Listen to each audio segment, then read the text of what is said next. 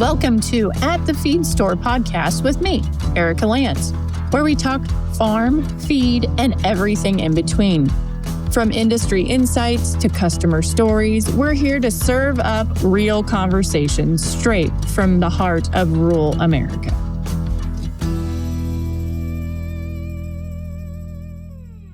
Erica here with Feeders Grain and Farm Supply. I am here with Zeb Gray.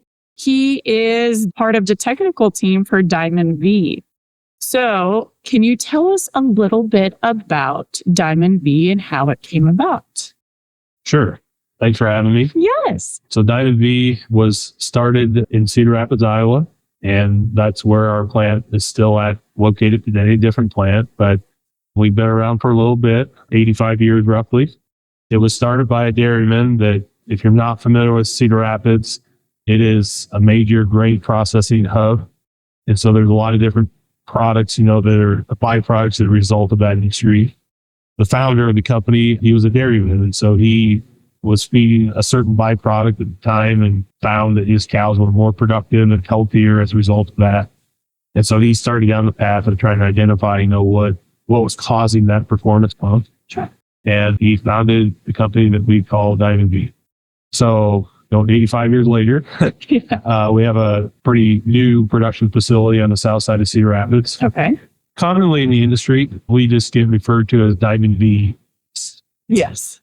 We accept that because it's easy. It rolls off the tongue, right? But you don't actually sell a yeast. So you've got a bag sitting here. There's not yeast in this bag. We use a yeast in our plant as the microbial engine to drive a fermentation. And we manipulate that fermentation.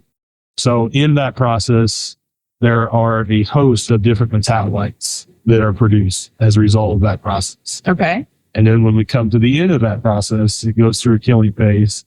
So there's nothing live in that bag when it leaves the metabolites are stable, but there's nothing that can die in this bag. You're not going to have fermentation when you have this bag. Right. Yep. Normally, if you look at a feed tag, what our product normally gets labeled as is a yeast culture. Okay. And so we use a yeast as the microbial engine to drive fermentation, and we manipulate that. So it's always the same product coming out of the plant. And when fed to livestock, and more recently, when taken as a human supplement, the overarching benefits have been, we use the umbrella term of gut health. Yes. And whether that's a person or a feedlot steer or a cow on pasture, those benefits can play out a little bit different. But ultimately, it's about gut health. And our most recent product, I say recent, the last 15 years now, that product primes the immune system. So it's more than just the gut that primes the immune system. So when an animal undergoes a challenge, they're better able to cope with that challenge and get back. And what is that product? So on the beef side, that would be the NatureSafe product. Okay. So if you've got a bag here, original XP, yes, this is a product that has been around for a long time.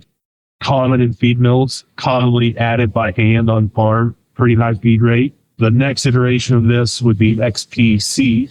Okay. C stands for concentrate. Yeah. Much lower feed rate, same performance response or expected biological response. Much easier to formulate in feed products. Sure. It just takes a lot less space. And then the next generation, as what we call it, would be NatureSafe. And so XP and XBC are largely focused on gut health, feed efficiency, dry matter intake. NatureSafe builds upon that, but it also has the immune. Now, when we talk about your product as a preventative, right? So what are some of the applications that people use this product in, whether it's in their feed, as you said, but is there other, because this is essentially an ingredient that is used Sure. by other people. What other products do you have the Diamond V from an ingredient standpoint? Well, what I would say is, so Diamond V is a feed additive company. We are an ingredient, right? And so we get put in a host of different products by different companies. Correct. Violix would be, prime one that has chosen to use us. But over the years, there's a lot of feed companies that have put us in their different products for different purposes. And do you see a lot of them when they're putting your product in? Are you seeing it labeled as a Diamond V, or what would you see on the label to know that this product is that? Sure. So some products, Diamond V is a feature of the product. And so commonly you'll see a Diamond V logo on a tag, or probably more so on the information guide, Okay, promotional guide. sure. And that might be a specific product like XBC, might be NatureSafe, might just be the Diamond V logo. Okay. But if you look at a feed tag, that's where it gets a little more challenging to actually, for a common person to pick up a feed tag to discern what it is. But normally when we're in a product, according to the regulations that would dictate how feed tags are made, we usually get listed as a yeast culture. Okay. So that's always something nice for people to know, because I think it's in quite a few products. Right. I mean, it's been around for 85 years. Right. So Yeah. and it's a very good product. I personally use it on my farm, whether it's in a Vitalix tub or in some of my feed rations. Great mixes. Yeah. Yes. So that what I am doing because I do direct to consumer for my beef, I feel as though this product is great from an overall health perspective, so that I don't have to lean in the medicated side of things. Okay. So when we talk about prevention, what do you see? Do you guys have any studies or anything like that you've seen where, hey, if you have it on the Diamond V products versus if you didn't from, say, even like a fat cattle sample? Yeah, great question and large topic, right? Yes. Yes. So what I would say with our original line products, XPC, XP, we do have a published peer-reviewed meta-analysis looking at performance across 20 feedlot studies. Perfect. And ultimately, healthier animals perform better, right? Yes. So oftentimes, the reason that the dairymen utilize Diamond V to such high degrees is because they're getting their scorecard, their report card every day, right? Right. Through development. Yes. Cattle operations, beef cattle operations, we don't quite have that luxury, right? Yes. So depending on how long you own an animal, I mean, if you're buying a feeder animal and you feed it for 200 days, right, you commonly only have a start metric, and 6 months later you get this end metric, right? So the health stuff kind of has to be inferred to some degree, but with the meta-analysis with XP, we showed if they were on Diamond V, a 6% improvement in gain, about a 3% feed conversion improvement. You can infer that is because they are healthier, but it's also about insurance, right? So yes, in beef cattle nutrition, feed intake drives production. And when cattle get sick, the first thing that they do is they back off feeding. correct. So yes, 100%. when we're doing feedlot nutrition, the most basic energy principle is this principle: energy intake over maintenance requirement. Every day, the animal has a maintenance requirement, an energy maintenance requirement that has to be met before it can gain any weight. And so if they back off a feed, they're probably going to be in a negative energy state, and that's going to play out in the performance side, what we're actually able to measure. So to your question, with our original line products, that meta-analysis was published in 2016, so coming up on 10 years ago now. Yeah. But that was a study of our studies, for the previous 20 years. Sure. NatureSafe, which is a lot of companies are running with that now, that's the product that we have actually been able to focus on the immune standpoint. So we have some challenge studies where either they were challenged with a respiratory virus, Okay. they were challenged with what we call an LPS, which is an endotoxin, which is a product that the body produces when they get sick. We have weaning challenge studies. And so based on, what the study is, the response if they're on NatureSafe has seemed to be very consistent, and that the immune system is able to ramp up, address the challenge, and then ramp back down. Yeah. Because one of the things about the immune system is it is very energy demanding. So if an animal backs off feed because they're sick, and now the immune system's elevated and stays elevated, now we kind of have this double whammy. Right. Correct. So that's what's been really exciting with the NatureSafe product, actually being able to tease out some of those specific immune responses depending on what the challenge is. Yeah. But, on farm, we don't get to pick and choose our challenges, right? Right. Exactly. So if Diamond V is in the feed, you can think of it as kind of an insurance policy against whatever might be coming your way. Sure. That makes sense from a person standpoint. So from the human side, I am one of those people that have taken the product for a number of years. And so applying it to my own livestock, it only made sense, right? Sure. So over all these years of taking that, it's amazing how from if you're feeling a little down and you kind of double up on what you're taking, and the difference that it makes is amazing, right? So why don't you want the best for your livestock is all my thought was. Sure. So incorporating this product into our herd was huge for us. And you can see a difference. You can see the turn. It just overall health is great for the livestock. Yeah. Yeah. Great to hear that. And so, but again, you question, well, is it just because it's a good year? That is back to the challenge of measuring stuff in the beef world. Not only does a dairyman have that daily production requirement, but those cows are always inside. Summertime, there's ventilation tunnels or, fans or misters. Yeah. So a dairyman the environment is much more controlled as well. Yes. In addition to be able to measure these things. A beef operation, well, this summer, it was pretty good, but we didn't have a whole lot of heat. Or this summer wasn't that great, but we didn't get any rain. So it's always a balance of how was this environment playing out versus, what does an individual product or management technique that you tweaked? Yeah. How much of that? And truthfully, that's why Diamond V has been extremely research oriented in its history. Oh, yeah. So when you look at from field trials to, lab studies, in vitro studies, to practical controlled research in a small pen setting, then you graduate to a large pen setting, we're 150 peer-reviewed journal articles, 300 plus field trials kind of deals. Yeah. The reason we do that is because we have to have confidence of what the production response is going to be. Because anytime an individual farmer or producer says, well, I'm going to try this. Yeah. They have to have confidence that it's working because their ability to actually measure the response can be very, very challenging. And there's just what I call noise in the system. Correct.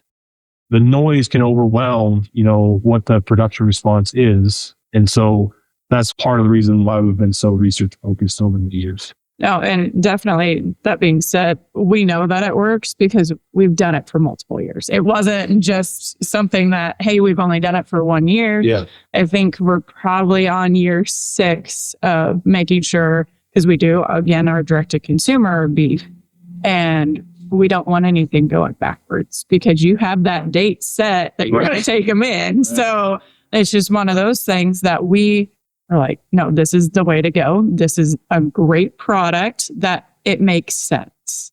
It makes sense from when you look at all of the things human, because a lot of times what we do is we apply human things to livestock when we're looking at those things. Sure. And it's all about good gut health as a human as well. Right? Yeah. So why not apply that to your livestock and make sure you have that healthy aspect altogether. So I mean, the easy answer is you should, right? Right. Yes. But the reason that doesn't just happen across the board, whether that's Diamond V or any other product, right, is a producer has to watch their margins, right? If a producer just say, well, it makes sense, I'll just do this and do this and do this, and all of a sudden, whatever that management, all that stuff combined, just can eat up the guy's margin. Yes. So, yes, in theory, like the data has to be convincing and robust to support a decision. But ultimately, when a producer's writing their check, the dollars in hand are essential, right? It's a monthly reminder. Yes. Okay, I made this decision and this is what it's going to cost me, right? And that's where you're seeing in your studies that, hey, they're getting back on, they're staying on the feed, so you're not losing that way. So, and essentially, you're getting those pounds of gain that will put money into your pocket. Right. Yeah. And the other side of that is, what is it? If you come up short of your pounds, right? Yeah. Or something goes awry, what does that cost you? And in today's market, with what cattle are worth, if a guy's purchasing feeder cattle, sure, and they experience a little bit of debt loss, like that debt loss or that reduction in performance can be very, very costly with what things are costing today. Yes. So just a much different environment in the last 4 years with what interest rates have done, what the cattle market's done. All of a sudden, there's just a lot of equity to even raise cattle anymore. Yeah. And so that kind of helps our cause in terms of, does it pay? We think the answer is yes. So from a cow-calf perspective, when we look at overall health that way, we can just simply apply all of this across the board, right? From just overall health, making sure, that cow is doing well, producing well overall, because it's part of the dairy world, right? So production wise, it's all. Yeah. So every operation has their own challenges, right? Oh, 100%. And so if we're going to talk about cows, beef cows, where we sit today in southern Iowa, I mean, this could be some of the most challenging environments to raise cattle in because of our fescue grass, right? Yes. Yes. Fescue is a very good grass 9 months out of the year. It is usually very good quality. It holds its quality extremely well. It's very productive. But you get into the summer months, and when that ergot is at its highest concentration and it's the hottest temperature, and the ergot is essentially poison, right? Correct. Yes. So depending on where you are in the world and, what specific challenges your beef cow has, yes, gut health is still the overarching mechanism. It's going to derive productivity. But we also can break down, is she early lactation? Is she mid-lactation trying to get rebred? Is she at the end of her gestation period, just prior to calving? Right. And so anytime we can break those things down and, really dial in, okay, I've got to be focused here, right? Because we think about calving season will be here before we know it. Yes. Colostrum quality is of the utmost importance to get that calf off on the right foot. Correct. We've got some work showing a nice improvement in colostrum quality if the cow was on Diamond V prior to calving. Okay. If you look at the data, if a calf fails to have adequate passive transfer, they're 5 times more likely to die prior to wean. So that colostrum quality is just of the utmost importance. And Diamond V can be a part of that solution to help make sure that calf gets everything it needs. And then when that cow calves and she's in early lactation, her milk production's gone up, so her energy requirements have also gone up. Correct. Yeah. Diamond V helps with digestibility, you get more out of feedstuffs. If there's feed quality issues, molds or whatever that might be, Diamond V helps support that as well. And then through the breeding season, if she's going backwards on an energy basis, that's when cows don't get pregnant. So in a beef cow system, depending on what stage of production they're in, can really define how Diamond V can support them in that stage. Well, thank you so much for the information. Is there anything else you would like people to know about this product? Just overall, in general, things that they can think about when it comes time to making a decision whether or not Sure. to. One thing I might offer, visit with folks, you talk about the human side, and the additive world on the human side is more crowded than the animal side. Right? Yes, very much so. So one of the frequent questions that I get is, so is this a probiotic, right? And so maybe it'd be helpful. Let me just define, as I see it, the 3 additive categories. Okay. So there's prebiotic, probiotic, and then relatively a new class called postbiotic. My general definitions is a prebiotic, the way you think of that is it's basically a digestible fiber. It's a food source for gut bugs, microorganisms. Okay. So the idea with a prebiotic is that you're going to feed those bugs and help them flourish, and hopefully that cascades down to more production. A probiotic is a guaranteed concentration of live bugs. So there you're actually feeding bugs to the host, whether that's animal or person, and you're hoping that the bugs get to the right spot in the gut, still alive, and that they can populate there And again, you have this cascade of production down the chain. Yes. Postbiotic is essentially you're using those two things in a process to produce an end product, and you're feeding the end product. And that's what vitamin D is. Okay. And so the thing I think about a postbiotic is prebiotic is for the gut. A probiotic is for the gut. A postbiotic is really for the animal, because we're kind of we're not skipping, but we're taking care of those processes in our plant where we can control the variables. Yeah.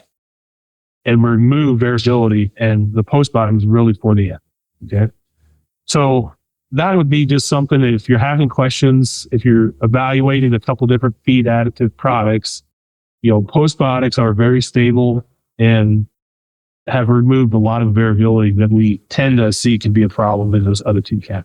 That can fail upon, Right. Yeah. And again, I said postbiotic is kind of a new category. For a long time, vitamin V would have fit in that prebiotic category. Okay.